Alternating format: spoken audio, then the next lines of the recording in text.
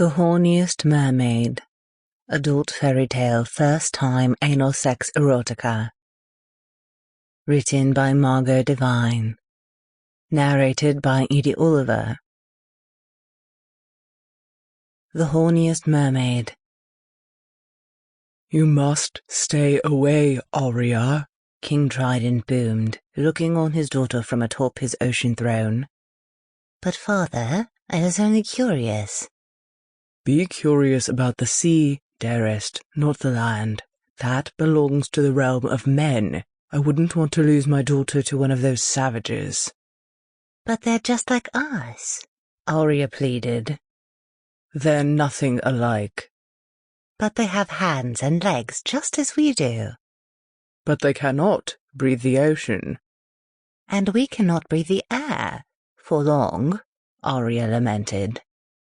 Exactly, King Trident spoke. We must remain apart.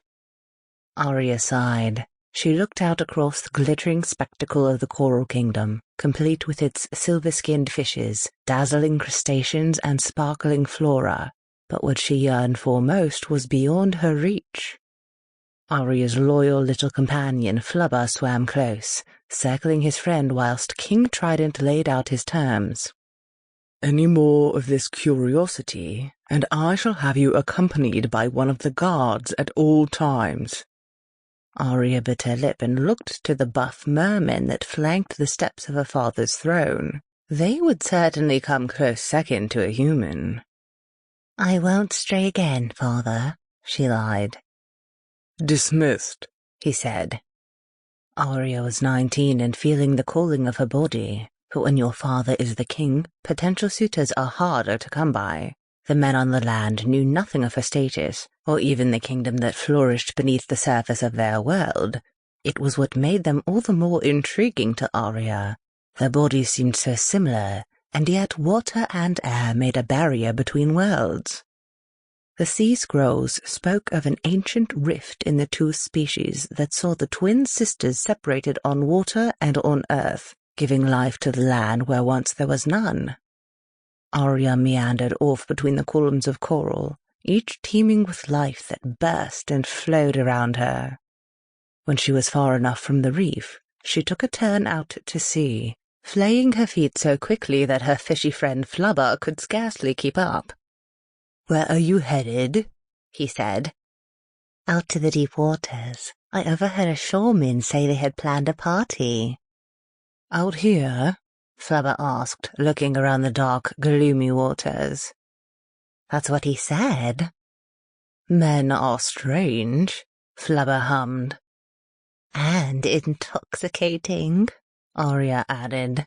"I wonder what they look like beneath those shirts." "Much the same, I imagine." "Their muscles?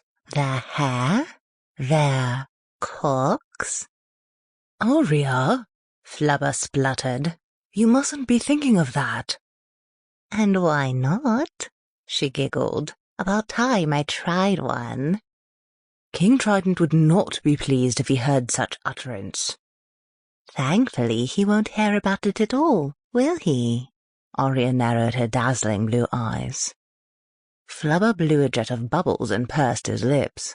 Aria suspected he wanted her for himself. But given their vast difference in size, the whole affair was impractical, and that was putting it kindly.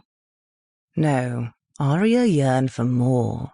She yearned for a handsome, muscle-bound hero to free her from her ocean prison, but as yet none had arrived.